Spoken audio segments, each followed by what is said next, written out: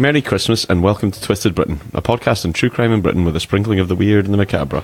And your hosts are me, Bob Dale. And me, Nadine Royal. We're a couple of friends who met in the pub and developed a friendship based on our mutual love of booze, podcasts and pub quizzes. We met in the Settle Inn in Stirling, and that's where we record. On a normal week, we would both tell a story of something twisted, one long one and one short one. But since it's Christmas and we're doing a little bit of a special, we thought we'd do a medium-ish length one each. Yep, but we're still going to decide who goes first. Based on the flip of a coin. Oh, we swapped roles. So how are you? I'm good. And Merry Christmas to everyone listening. Merry Christmas. Hopefully this is going out on Christmas Day. Hopefully, but the podcast network and stuff that we normally release it through did send us a message saying that maybe not over the season will it go out when we expect it to. So if the podcast gods play well with us, you'll hear this when you're bored of your family on Christmas Day. How are you? You all right? I'm good. How are you? Yeah, I'm alright. You had a good week? Yes, I have, thank you. Are you ready for Christmas? Yeah, I think so. I don't really feel like it's Christmas. Well, it's not yet, but next week it will be. Yay! No, good. I'm getting to the point where we're nearly finished at work and all the trees up and the presents are there. Cute. And the wee man's got his Playmobil calendar. Oh, and, cute. Yeah, so it's been, we're getting there.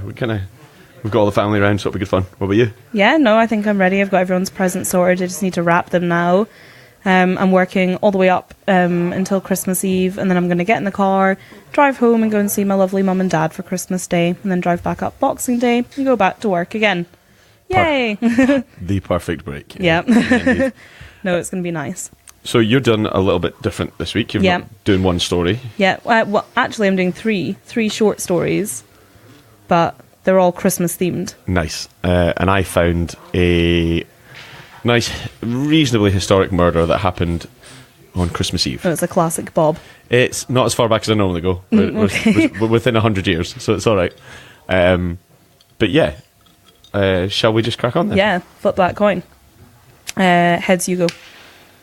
Heads it is. Nice. My turn. So like I say, I had a look for something Christmassy, and I think if anybody ever looks at my search history, it's going to be a bit weird. Like, just Google Christmas murders. Well, weirder than usual. Yeah, indeed. I mean, obviously, when you Google Christmas murders, you get John Benet Ramsey. Yeah, is pretty much all your hits. Yeah, that's going to be the biggest one probably. But since we won't be covering that because it's not British, nope. I dug a little bit deeper and found a few potential ones, but this was the one that stuck out at me. Okay, I'm ready. So this is the story of Frederick Rothwell Holtz and Kathleen Breaks, who was known as Kitty. Oh. And I thought you'd like that. That's the name of my flatmate, who also plays into my stories. So this is nice. Kitty, this is for you. Merry Christmas. I love you. So Lieutenant Frederick Rothwell Holtz served in the First World War in the 4th Loyal North Lancashire Regiment. He was invalided out of the army with shell shock and depression, which wasn't really uncommon in soldiers serving the First World War. So once he was kind of sent home and he left the army, he moved to Lytham St Anne's, where he lived with his father and his stepmother. It was there where he met and fell in love with Kathleen Breaks, who was commonly known as Kitty, so I'll call her Kitty from now on. She's a 26-year-old divorcee, so she was about 5 or 6 years younger than him, but she had been briefly married when she was 18, and actually, from memory, she had only been kind of divorced for about 18 months when they met. Frederick Holtz was a lucky man on one sense of the word.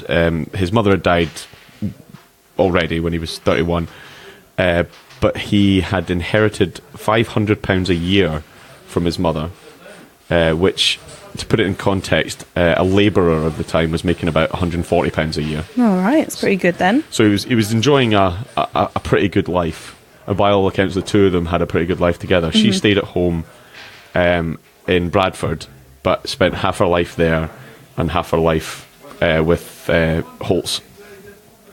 They had a pretty good life because he had pretty few bills because he was living at home and he had decent amount coming in all the time. So he was said to have a lot of friends and he was often attending dance halls and was a big lover of jazz. Kitty had been described as the prettiest girl in Bradford. Now we'll put the caveat in here that we always do with history. She actually isn't that bad this time, but Who was that last time when you showed me a photo of her? Oh, I can't remember now. There was a woman though, and you're like, oh, she was the prettiest woman, blah blah blah, and then there was that drawing of her, and she looked quite hideous. Well, I'll do the same again. I'll show you our little break. I'll show you a photo, and hideous would be a stretch, I would say. Okay. She'd grown up in Bradford, and whereas, like I say, she spent half her time living at home and half her time with Holt's in Lytham St Anne's, which is right on the beach. The relationship grew throughout the year of 1919, and in the October, she took out a life insurance policy for £5,000. Oh, we all know what that means. We all know what's coming, I think. Naming Holt as the sole beneficiary. Oh, dear. So we get on to December of that year, and on the lead up to Christmas, so on the 23rd of December, and I kind of thought I'd do this bit as a bit of a timeline type thing, because there's quite a bit happens in a 24-hour period, but this is, so I'll kind of go through the kind of significant time points here. Ready. So the 23rd of December, it starts with Kitty and Frederick travelling from Bradford to Lytham, which isn't an uncommon thing for them to do. It's now about a 2-hour drive, so I would imagine in 1919 it would have taken quite a while because they'd have gone by train. So 7 p.m. of that evening, Kitty was enjoying a meal in the Palatine Hotel, and Frederick was in the Fairhaven, which was a pub near where they were staying, having a drink. Now, I don't know why they weren't together at this point, but he was having a drink and going home, and she was enjoying a meal in the hotel. So about 7:45, Frederick arrived back at Manchester home, which, by all accounts, seemed to be kind of where he resided. The building is still there, but it's now kind of partly a apartment complex. The original building's been used in a modern scheme. And he'd taken the tram there to the stop nearby. 8:30 p.m, Kitty finishes her meal and asks the staff about the times to get the tram to the same stop so that she could walk to the Manchester home. It wasn't a very long journey, so she arrived at the tram stop before 9 p.m. So she'd just kind of finished the meal, set off to go and meet him. The tram stop they would have gotten off at separately was located in the Sand Hills, which are kind of sand dunes just off the main road leading down to the beach. It's now not part of the tram network. It's a bus stop now in the same place. But if you look at it, if you look at it, they'd have got off the tram, then they would have to walk a path through the dunes back to where they were going. Do you know what? I love British beaches with big sand dunes. There's one near my mum and dad's, actually. Rowan Head Beach it's called, and it's like one of my favourite places. We always take the dogs there, and it's this big beach. It goes all the way around the bay to like Morecambe and stuff, I think, or you can see Morecambe across the bay, but it's just these big rolling sand dunes for ages and ages, and they're so high, like if you climb up them you're really high up. I just think they're gorgeous. It's my favourite thing. Yeah, it's cool because they're all like with big clumps of grass going through them so and everything. pretty. Yeah, it's a cool place to be. I would imagine at that time of year, at kind of 8:30, 9 o'clock at night, I mean, it would have been pitch black. Oh, it'd been freezing as well. And it had probably blown a gale. It's December, 100%. The whole lot. So the last kind of time-stamped fact is that at 10:26 p.m, about an hour and a half after Kitty would have gotten off the tram, a tram driver claims to have seen Frederick Holt's at 10:26 that evening. So the following day, Christmas Eve of 1919, at very early in the morning, the body of a young woman was found on the dunes on the west side of the main road in the Sandhill area by a man who was collecting driftwood. She'd been shot 4 times, and nearby there were footprints leading away, a Webley service revolver, and blood-stained gloves. Webley service revolver being the one that would have been issued to him. Issued to soldiers serving in the First World War. On her body, they also found letters from Frederick. Okay. And by all accounts, they were quite passionate love letters that he'd written to her, and she'd obviously gone, well, if I'm going to stay with him, I want to take my letters with me. So she had them on her. Why? Well, no, I get the impression that she wasn't going back. This was her going to stay with him. There was nothing I could see that they planned to get married or anything, but I got that impression reading the kind of different sources that I did, that this was the decision they'd made. She was coming with him. So hence why she would have had her bits and pieces on her. So lunchtime on the Christmas Eve, Frederick Holt was arrested at the Clifton Hotel, where he asked the arresting officer if he could finish his coffee before they went away. Can I finish my coffee before you lift me? You know, I've paid for it, why not? Well, I suppose fair. He's a thirsty man. They found blood spatters on Holt's jacket that was confirmed later by a doctor that they were in fact blood. Right. And the investigating officers matched the footprints to the prints that would have been left by Holt's boots. Mm-hmm. So at this point, it's kind of, you get the impression that it definitely was him. Yeah. It was a service revolver. There was blood in his coat. Well, his boots match up. It's pretty, pretty certain there. So he was arrested and taken to trial. And at trial, Marshall Hall, who was acting as his defence attorney, acting in defence of Holt, decided to go on a plea of insanity. Classic. So the Norton rules state that if a person cannot be found guilty if they're unable to understand what they're doing. And that law still stands to this day. Right. So that is the kind of basis of the insanity plea in the UK. Right, so you just need to not have understood. So basically, here, if you have no idea what's going on, right, you can plead insanity. Well, that would be fair. That would be the definition of insanity. Yeah. Fine, fair. There's a few things that lean towards him being slightly insane as well. Remember, he was released from the army with shell shock. And stuff. So like past trauma. To be fair, I would imagine that anybody coming back from the First World War would have been suffering from some kind of shock. War, you're going to feel a bit shitty. That was a fairly dirty one as well. It was a pretty bad one, wasn't it? On the scale of them, it's up there. It is one of the worst. So during trial, Holt appeared to be completely oblivious to what was going on around him.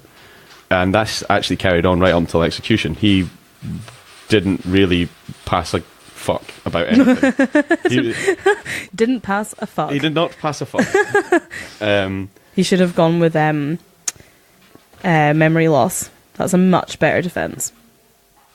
Is it better than I have no idea what I'm doing? No, but do you remember the other one that you did? Yeah, his was not quite as convincing, however. I just don't remember. Do not recall what I've done. Must have been me, suppose.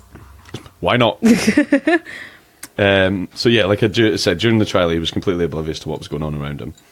There was a history of mental illness in the family. Now, I've added that in, but I could only find one. So I read maybe 6 or 7 different sources for this, and one of them stated that there was mental illness in the family, but I don't get the impression that it was his father, because his father was living with his stepmother quite happily, so I wonder if the mother actually had something. But or the mum that died. Yeah, but we don't know the facts around that, but it was stated at trial that there was a history of mental illnesses in the family. 2 doctors gave their opinion that he was not aware of the consequences of his actions at all. Holt also made claims that the police had tried to kill him using mad dogs, germ-carrying flies, and gas. Germ-carrying flies? Germ-carrying flies, not just your regular fly. If that was real, that'd be pretty impressive. Malaria. Touché. There was also claims that he'd contracted syphilis while he'd been serving in Malaya, which is now part of Malaysia. Oh, okay. So in 1949, part of North Borneo, Malaya, and little bits of that kind of area all became what is now known as Malaysia. And that's where he'd been serving. And he got syphilis whilst he was there? Well, the claims are that he contracted syphilis, which is known to cause something that's called neurosyphilis, which can get into the brain, and it does some really horrible things. It's like a blood poisoning, isn't it, syphilis? But you can get it. It's an STI, isn't it? Yeah, it can be, yeah, absolutely. And I don't know how, I'm not going to speculate on how he got it. He was a wonderful man with a mustache. He could have got it any way he wanted.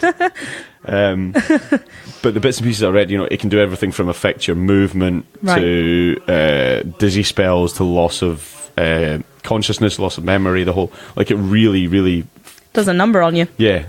Luckily, they have a 1-pill stop now, I'm sure, for syphilis. I wouldn't know. I've never had it. I don't have If you've ever had syphilis, please write in. Let us know. How did they cure it? I don't have my nectar card for the gum clinic, so it's fine. The prosecution obviously pushed the case that he'd been living beyond his means. So even though he was getting £500, he was out all the time at the dance halls and all that kind of stuff, and he saw a way of getting out of all this by killing her for the £5,000 life insurance the life policy. Insurance, I've almost forgotten. Yeah. So the defence had a pretty hard job on their times, because there was fairly damning evidence in his part. His alibi was that he'd been out for a long walk after leaving the Fairhaven and then just gone home. His father also claimed that he'd been at home the entire night, so there was like really loose ends that didn't add up at all. In contrast, the evidence that they had against him was the tram driver had seen him. Yep. The boots matched. The blood, the gun. The gun. Pretty good.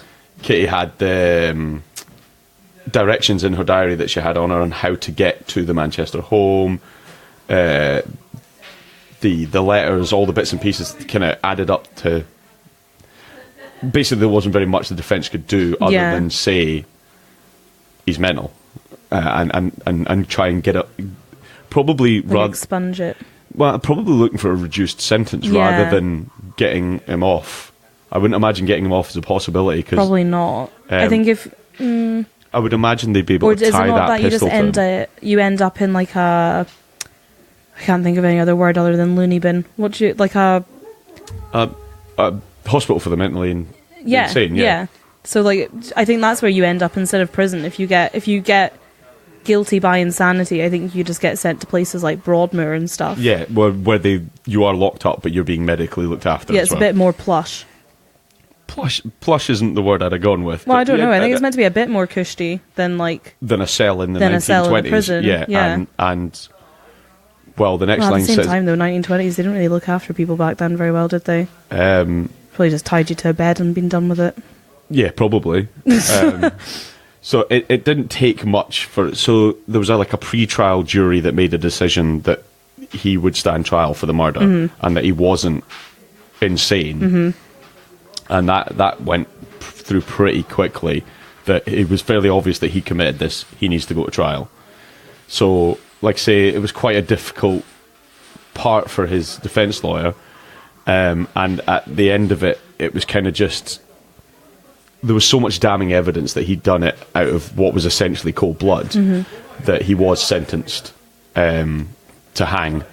Until he was dead? And couldn't find that sentence. I really did look for it quite hard. The only thing I didn't do, I started reading the court transcripts, and I didn't have time to finish all of them. I will go back and read them, because the judge actually shows a bit of compassion. What, for him? Not for him, but in the sentencing. Oh. Like, we always think of these judges in history as being quite... Stern. Hard, like, almost emotionless. Like, you go into the work, they put that wig on and they lose, not humanity, but that kind of emotion removes from them. Yeah. Whereas actually it was during sentencing, I'm skipping on a bit here, but during sentencing, the judge was crying whilst issuing out the sentence. That's sad. On the other hand, Frederick Holtz was reading the newspaper. Couldn't give up, didn't pass a fuck? Did not pass a fuck. I'm getting that in a t-shirt.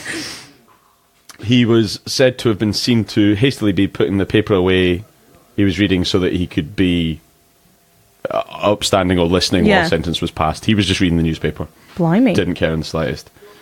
Pretty baller.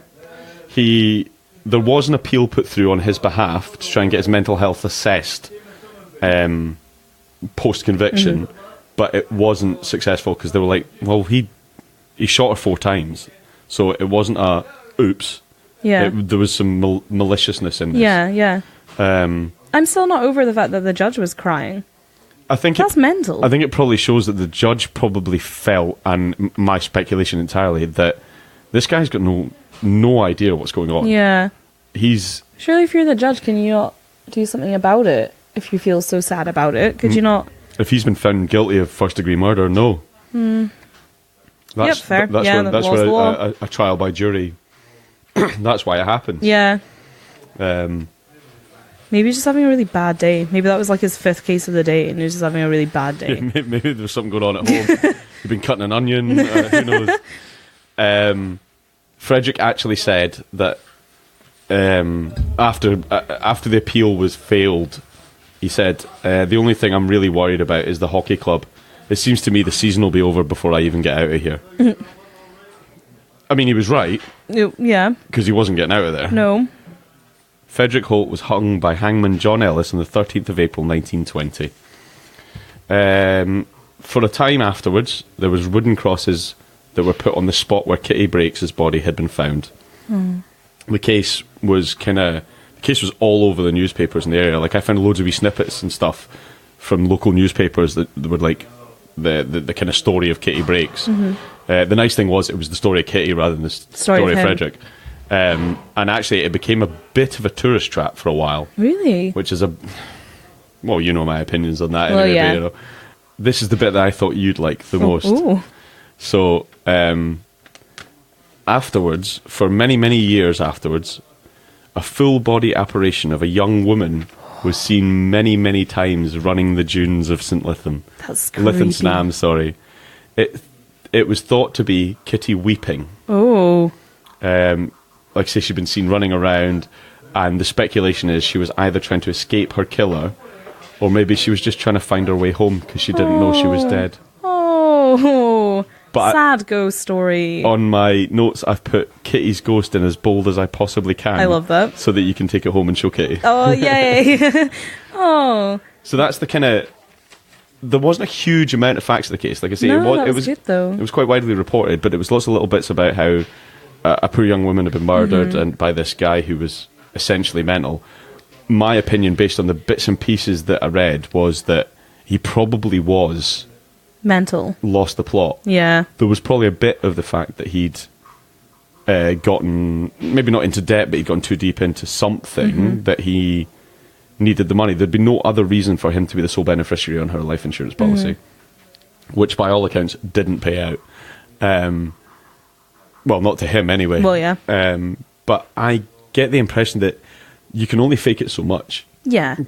I don't think you can sit there reading a paper whilst they pass a sentence on you and just like... Especially not a sentence of death. Looking cool as a cucumber, not passing a fuck. And like I say, he right up to the day he was hung, just appeared the same. You didn't see him at anything. Wow. So That's stone cold. It's either stone cold or he was nuts. Oh, I was going to say I feel sad for him if he was nuts, but at the same time, fuck you, you shot Kitty. Yeah, you shot Kitty, and you did it on Christmas Eve. Christmas Eve. Which is the closest I could get to a Christmas murder. Christmas Eve. Christmas Eve. Still Christmas though, counts. So yeah, that's the story of Kitty. Oh, my Kitty. And I'll show you a picture, and we'll use it as our... nice, I've got some nice pictures to use for our social media so stuff. That was Kathleen Kitty Breaks. No, that was really good. That was a good one. I've never heard that one before. No, it was one I hadn't come across. Also love a good idea of a ghost in the sand dunes. I knew you Great picturesque ghost story. I did when I started looking at these things, the different options for them. That was the closest one I could find to actually Christmas Day. That was something that I felt comfortable talking about. There's been some more recently that have happened on Christmas Day that we'll maybe cover another time. But wasn't in our Seeing Red crossover? Wasn't it Christmas Day that poor Alan was left in his flat? The one that Mark from Seeing Red talked about. Yeah, it was. Yeah, that was a Christmas Day one. That was a sad one. I know. I'd like to say he stole that from me, but I hadn't heard that one before either. So yeah, that's the story. That was good. I like that. Yeah, it to me pulls at a few different things. Like obviously it's a horrific murder, and we tell these stories the best we can find the information out about them. But at the same time, I'm like, maybe he needed looked after. 100%. And that would have stopped this happening. Yeah. But we'll never know. We'll never know. No, that's so sad. I'm still locked in on the judge crying. What a strong picture that is. Like a judge sitting crying while he sentences a man to hang. I don't think he was bawling, like snot running down his nose. No, but even like just a single tear, that's even like sadder somehow. Because if he was sitting there bawling his eyes out, you'd be like, well, something's wrong with him. I think I've still got the page up on my laptop. I'll show you the excerpt of what it said, and literally it just said something along the lines of the judge, although stern in his day, was seen to be crying as handing out sentence or something along those lines anyway. That's like some poetry bullshit there. I know. I wish I could write it. So yeah, that's us. Good. I like that. Poor Kitty. Shall we go well, I'm going to go and get another drink. Yeah. Apparently you're not. No, I'm being very well behaved today. I've got to drive in the morning. So Nadine's story might be boring.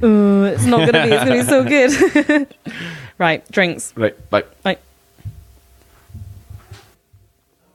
And that's us back. That's us back. We've got our drinks pretty much refilled, other than the bit I just threw on the table, but never mind about that. And I did show Nadine the pictures of Kitty at the break, and her exact reactions were... She's not that bad. She's not that bad. That's pretty for the time. It's a heavy set jaw, I'll give you that. Just staring at her now. And the picture of... And we'll put these pictures up, but the picture of Frederick Holtz, he looks lost. He does look lost even then. Anyway. He does have a fine moustache, you were right. A fine moustache. Every man in the First World War, I imagine, had a fine moustache, which is why I couldn't serve. Can't grow one. Ah. Still waiting for the end of puberty at 36, but never mind. I can just imagine in their little kits that they must have had a moustache comb. Oh, or maybe, yeah. like, you know, when they did, like, when you all just stand in a line and they scruple you, you know? Like They scruple I you. don't know, I can't think of the word. Nadine's word of the week. Scrupled. You've been scrupled. You've been scrupled. Couldn't pass a fuck, okay? So... Oh, right, okay. You can't find one sentence. But and they that's must have that. been all like lined up and they're making sure your boots are shiny and your uniform's neat, and how fine is your tash? Extra points. Extra points. Extra points. So you are going to tell us a few different stories. I am. I'm taking, again, every opportunity I can ever get to talk about things that I enjoy the most, which is normally crime. I do the Twisted Britain because I do love the crime and stuff, but... It's Christmas. It's Christmas, and everybody must have noticed, especially by the Halloween special and stuff, I am mad about witchy shit. Anything kind of weird and dark. Are we getting weird and dark, are we? Always. I'm ready for it. It's Christmas with Nadine. This is how I celebrate Christmas. Merry Christmas, everyone. So I thought I'd do, it's like 3 Christmas myths, I'm going to call them. Or 3, well, they're like Christmas traditions from across Europe. So they're not British, which I've now just realised. Oh, well done. None of them are British. Welcome to Twisted Europe, a podcast on true crime that has recently expanded. Wait. Do you do these traditions though? 2 out of 3. We'll call it Britishish. I can relate them all to myself, and I'm British. Well, that's the best you're getting, ladies and gentlemen, because these are the stories she has. I can't believe that I've just realised that I've written 3 things that are all not British. Going to deliberately not ask for reviews at the end of this one, because you've really, I couldn't even pass a fuck now. Joe, I couldn't pass a fuck. Let's get going. So, my first one is the myth of Krampus. Krampus. Which you know I dearly love, and our photos of our Christmas trees that we put up on Instagram and stuff. People, I hope, noticed that I have a Krampus at the top of mine, because I make a Krampus tree, which goes up on the 5th of December, which is Krampusnacht, every bloody year. Every year, Krampusnacht. So I celebrated it this year in true style with my lovely flatmate Kitty. Not the Kitty that got shot 4 times, but the other Kitty that I live with. We celebrated Krampusnacht by watching the Krampus and putting up our Krampus tree. The very British tradition. Very British indeed. So I first learned about Krampus when I was in first year of university, and one of my friends, David, who is Austrian, taught me all about the Krampus, and I've been mad obsessed since. So let's get going. So the Krampus is believed to originate from pre-Christian Alpine traditions. He's a horned figure described as half goat, half demon.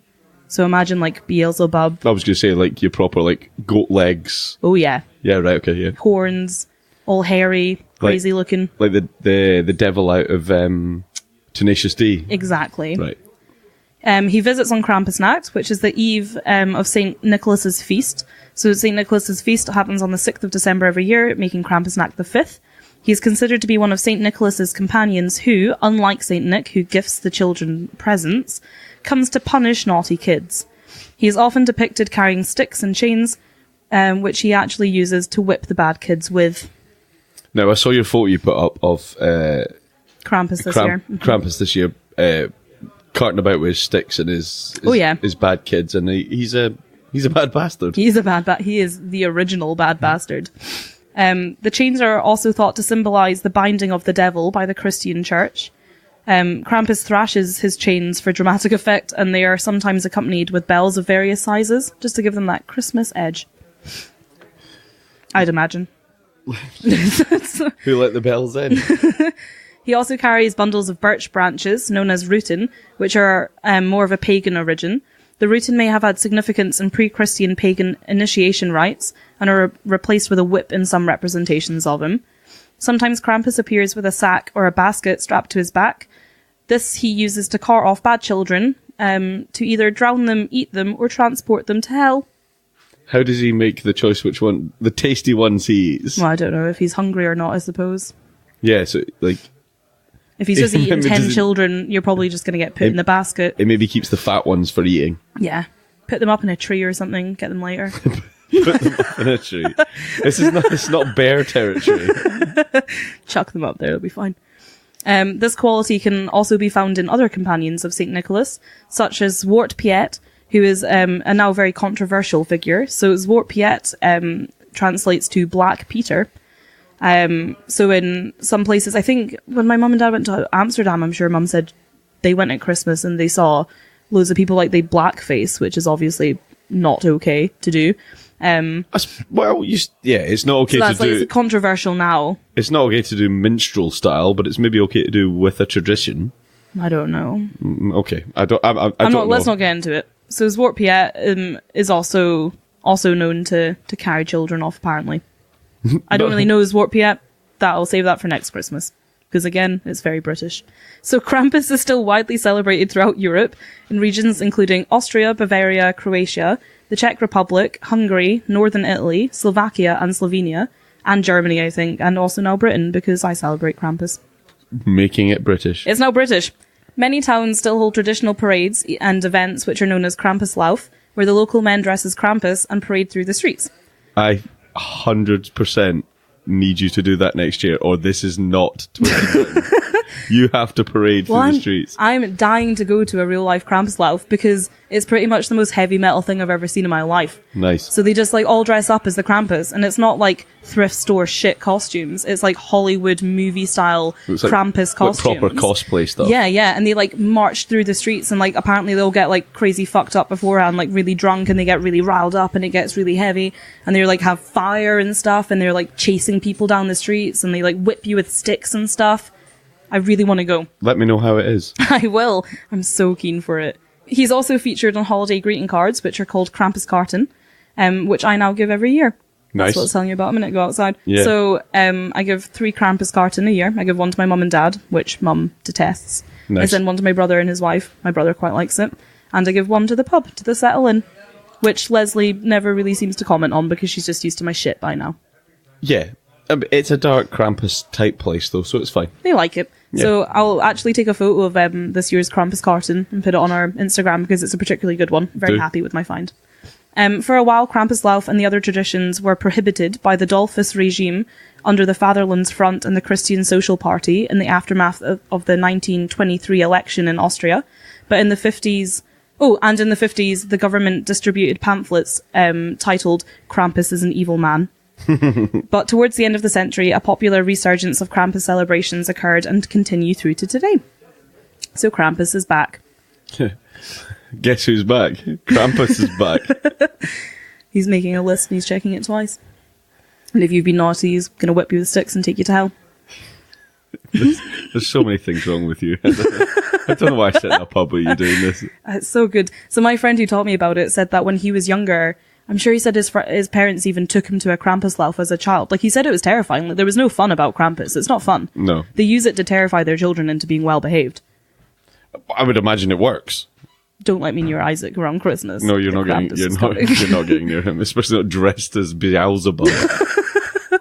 Merry Christmas, one and all. It'll be that episode of Friends where everybody dresses up as like the armadillo and Santa and Superman, and I'll be there as the Krampus. In the corner with nobody talking to you. As per usual. So my second story is about the Yule Cat, which again is so British, it's from Iceland. I'm so sorry. I was really hoping that we could find like some way into this, like maybe they're ex-British Empire, maybe no. You've really gone and fucked up this week, eh? You've really done well. I was really proud of myself. I worked so hard on this week. There's one thing you have to get right every week, and you've not done it. So the Yule Cat from Iceland is a monster who is a huge and vicious cat said to lurk about the snowy countryside during Christmas time and eat people who have not received any new clothes to wear before Christmas Eve. Right, okay. So that's his big bugbear. But that you're just wearing dirty clothes? You just don't have any new clothes. I'll tell you why. I have the why. So the Yule cat has become associated with other figures from Icelandic folklore, excuse me, as the house pet of them, the giantess Grilla, and her sons, the Yule lads. Yeah, lads. The threat of being eaten by the Yule cat was used by farmers as an incentive for their workers to finish processing the autumn wool before Christmas. The ones who took part in the work would be rewarded with new clothes, but those who did not would get nothing and thus would be preyed upon by the monstrous cat. So you better get some new clothes, Bob. I don't have any new... The cat's coming. Is that why I get socks at Christmas? To stop the cat? Maybe. You've got to have them before Christmas Eve, though. Okay. Then he's coming to get me. Yep. Don't like cats. Well, you're not going to like this one either. No, I don't like this one. So the cat has alternatively been interpreted as just coming to eat the food of people that haven't got new clothes, but I think that's much more boring. That's just what a cat does. Yeah, he's come to eat your food. Oh no, the big cat's come to eat the food. It depends how big the cat is, to be fair. Well, he's like huge. He's like stomping down houses and stuff coming for you. Well, actually, I've got a photo. Well, it's like you don't have a photo. You have an illustration. That's not a photo. This is a photo of the real Yule cat. We're absolutely putting that photo on Instagram. I missed the Krampus one. There's a Krampus at Krampuslauf. Oh, he is terrifying. Yup. Excellent costume, though. So good. And that's what they all look like. It's so good. We'll upload these so people can also laugh along at the real life photo of the Yule cat. Though referred to as an ancient tradition, written accounts of the Yule cat have only been located as recently as the 19th century. So, it's quite a new one. For one of these kind of legend tradition considering things. Krampus was like pre-Christianity, you know? Yeah, and probably for anything that's kind of legendy based for Christmas, that's fairly new. Yeah. I would say so. You know, you take your standard ones, like Santa and all that kind of stuff, I would imagine has been around for hundreds of years. I don't actually know for a fact, but... I could have done Santa as well, but he's not British, so I thought I'd better not. I'm honestly done with you tonight. My third story of the night, the Yule goat. Where's he from? Scandinavia. Right, good. Yep. I was going to say, Shetlands were mainly Scandinavian for a while, so... I'm going to relate this one in, because this one was taught to me by my dear flatmate Kitty, who has been in Britain for 5 years, which technically makes her a British citizen, so fuck you. Does it? Yep. Okay. So, the Yule goat is a Scandinavian and Northern European Yule and Christmas symbol and tradition. Its origin may be Germanic pagan and has existed in many variants during Scandinavian history. Modern representations of the Yule goat are typically made of straw.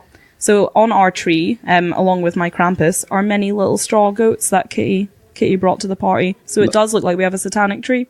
That's cool. I like that. Yep, they're pretty cool. So the Yule goat's origins go back to ancient pagan festivals. While a popular theory is that the celebration of the goat is connected to worship of the Norse god Thor, who rode the sky in a chariot drawn by two goats. Okay, I did not know that. The goat is also celebrated as it connects to ancient Proto-Slavic beliefs, where the Yule festival honours the god of the fertile sun and the harvest, which is very pagan-y. This god, Devik, was represented by a white goat. Consequently, the Yule festivals always had a person dressed as a goat, who often demanded offerings in the form of presents. I think I've seen, Christmas things with goats in it, and never really thought about it. Well, this is why. I suppose all these traditions, although they're from here, there, and everywhere, they make it over. They not just make it over, but, they become, icons almost of some form of Christmas without you even knowing what they are. Yeah, definitely. Because, you look at some things that go on trees and you're like, or not even trees or decorations or kind of themes of Christmas as such. And you go, why is that part of it? But a lot of it's probably from things like this. Yeah. So you're learning something new every day. A man-sized goat figure is known from 11th century remembrances of Childermas, where it was led by a man dressed as St. Nicholas, symbolising his control over the devil. Just a little fact. So, in Sweden, people regarded the Yule goat as an invisible spirit that would appear sometime before Christmas to make sure that the Yule preparations were done right. I fact-checked this all with Kitty, by the way, and she agrees with everything that I'm saying. And she knows it all. Yep, she does. So, objects made out of straw or roughly hewn wood could also be called the Yule goat. And in older Scandinavian society, a popular Christmas prank was to place the Yule goat in a neighbour's house without them noticing, and then that family had to get rid of it in the same way. Was it the Yule lads that did it? Lads. My flatmate says that you're meant to also have a large straw goat which you put on your doorstep at Christmas time, just for tradition. Why not? So we better get a large straw goat. I've got a very nice reindeer that one of my mum and dad's neighbours made with a chainsaw. Well, I was waiting for you to finish your sentence so I could rip it and be like, oh, that's nice, Bob, it's no goat. But actually, that sounds pretty sweet. It's cool. I like him. Good. One of his, during our move to our new house, one of his antlers he's not there anymore. Oh, God. So I need to go and find a stick. An antler-like stick to put in it. Excellent. Well, I know what to get you for Christmas. It'll be an easy buy. Just a stick. Good old stick. Not one of the ones from your Krampus. Actually, that was something I forgot to say. You're meant to put a boot out on your front doorstep. Now, this is the bit that I know a bit about, because as we covered in the episode that's coming out after this one, Yep. I spent a part of my childhood growing up in Germany. Yep.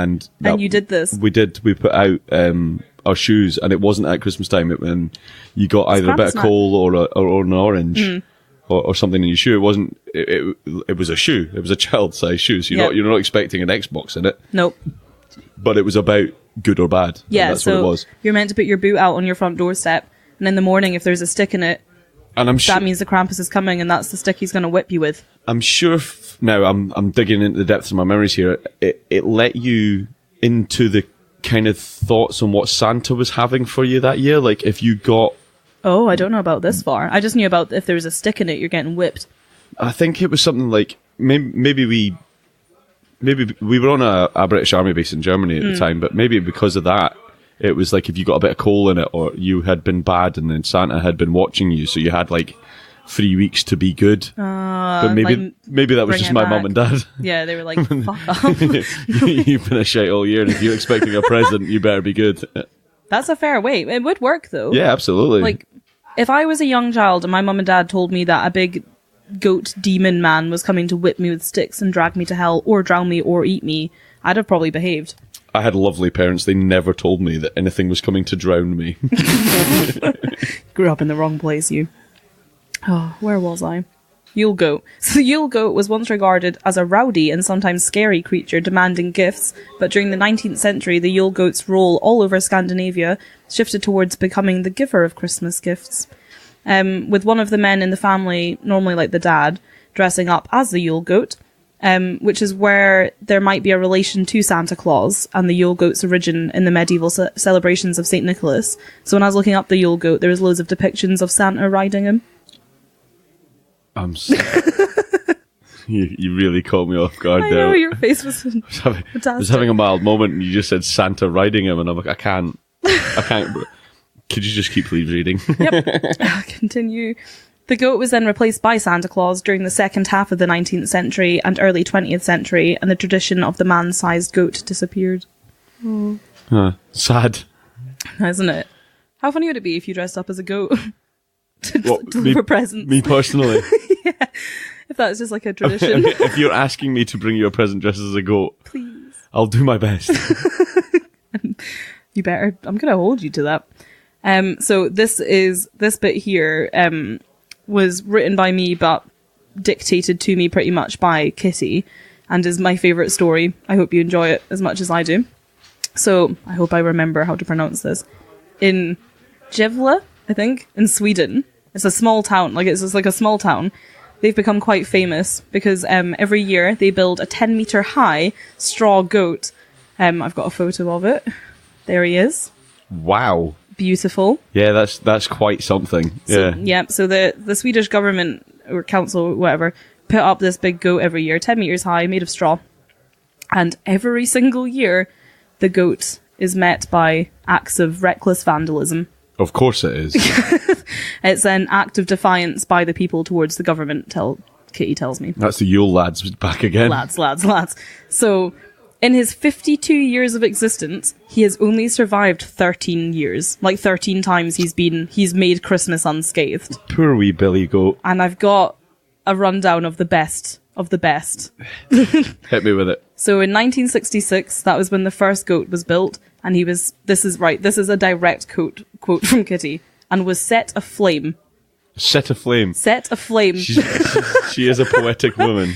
And this is what started this amazing tradition that would continue. So I'll get to the other examples in a minute, but they tried loads of times to prevent the destruction of the goat by putting water over it so it'd ice over so he couldn't be set aflame again. It kind of screams set me on fire. A big straw goat, you're going to set it on fire. Absolutely you are.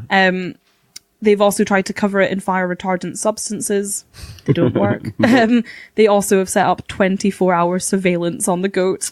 I think probably the way out here is don't build it of straw. Well, then it's not a Yule goat. Don't build a Yule goat. Kyle, where's your Christmas spirit? In Britain. Where's yours? Right, you're going to love these. So in 1976, a car was driven into the Yule goat to destroy him. Yep.